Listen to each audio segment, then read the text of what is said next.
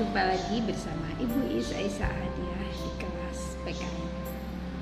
Para peserta didik, pada kesempatan kali ini kita akan membahas materi bab 5, yaitu mewaspadai ancaman terhadap negara kesatuan Republik Indonesia.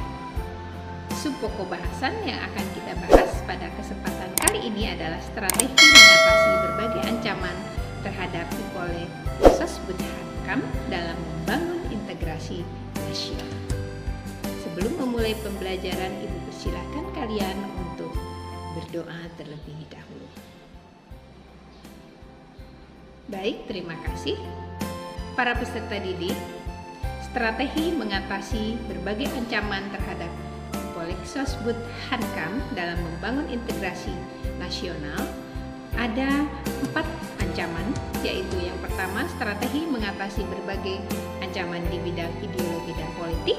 Kemudian yang kedua, strategi mengatasi berbagai ancaman di bidang ekonomi. Ketiga, strategi mengatasi berbagai ancaman di bidang sosial budaya. Dan yang keempat, strategi mengatasi berbagai ancaman di bidang pertahanan dan keamanan. Baik, para peserta didik, kita akan membahas yang pertama, yaitu strategi mengatasi berbagai ancaman di bidang ideologi dan politik. 4 hal yang selalu dikedepankan oleh globalisasi dalam bidang ideologi dan politik, yaitu demokrasi, kemudian kebebasan, keterbukaan, dan hak asasi manusia.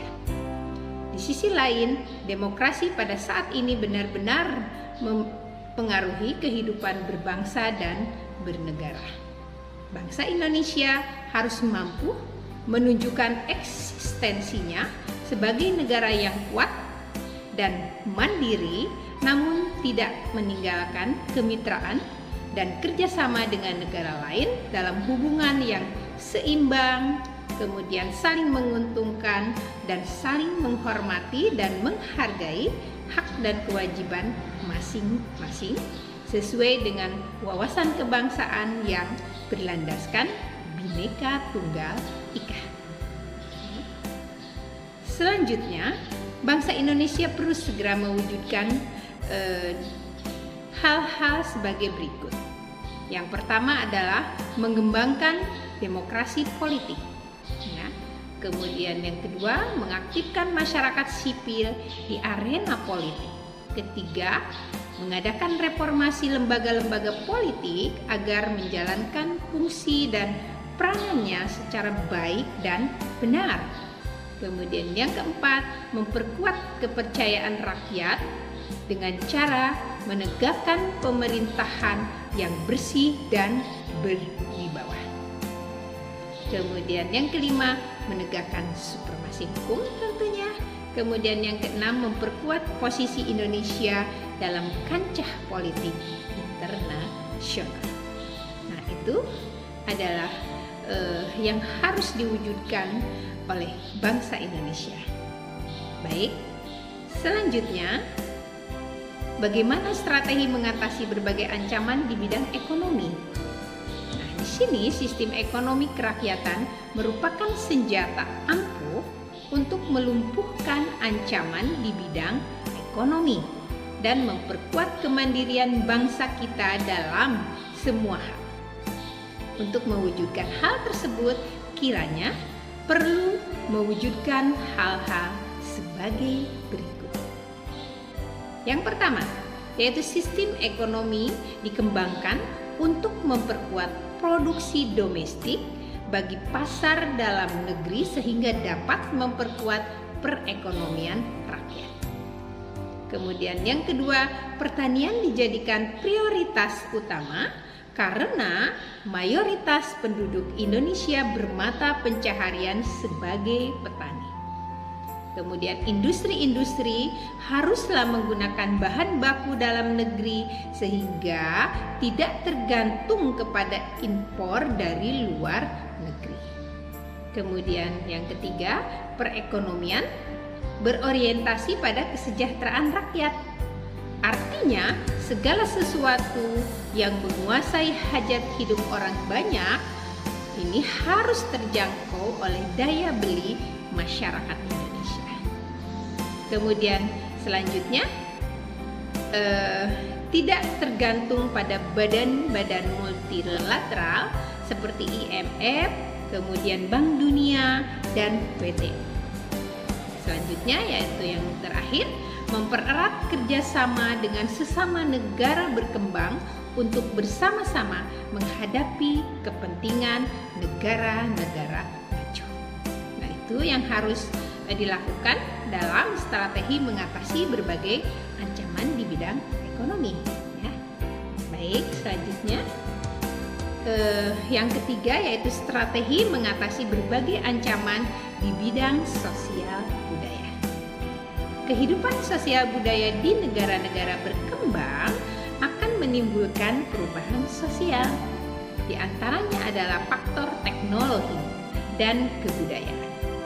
Bangsa Indonesia harus selalu waspada akan kemungkinan adanya kesengajaan pihak luar untuk memecah kesatuan bangsa dan negara Indonesia. Bangsa Indonesia berusaha memelihara keseimbangan dan keselarasan fundamental, yaitu keseimbangan antara manusia dengan alam. Ya, jadi di sini haruskan keseimbangan antara manusia dengan alam semesta. Kemudian manusia dengan masyarakat, karena kita tidak bisa hidup sendiri. Jadi kita harus ada keseimbangan antara manusia dengan masyarakat sekitarnya. Kemudian manusia dengan Tuhan. Nah, ini tentu saja keseimbangan antara manusia dengan Tuhan ini patut diwujudkan agar masalah sosial dapat diatasi. Kemudian keseimbangan kemajuan lahir dan kesejahteraan batin. Kemudian kesadaran melahirkan toleransi yang tinggi sehingga dapat menjadi bangsa yang berbineka dan bertekad untuk selalu bersatu mengatasi berbagai ancaman terhadap ipolek sosbud hankam di Indonesia. Baik, selanjutnya yang keempat, bagaimana mengatasi strategi berbagai ancaman di bidang pertahanan dan keamanan. Ancaman militer akan sangat berbahaya apabila tidak diatasi karena itu harus diterapkan strategi yang tepat untuk mengatasinya. Undang-Undang Dasar 1945 Negara Republik Indonesia di sini telah mengatur strategi tersebut. Pertahanan dan keamanan bangsa Indonesia dalam mengatasi ancaman militer tersebut terdapat dalam pasal 30 ayat 1 Undang-Undang Dasar 1945. Ikut ya. Yang pertama, tiap-tiap warga negara berhak dan wajib ikut serta dalam pertahanan dan pembelaan negara. Ya.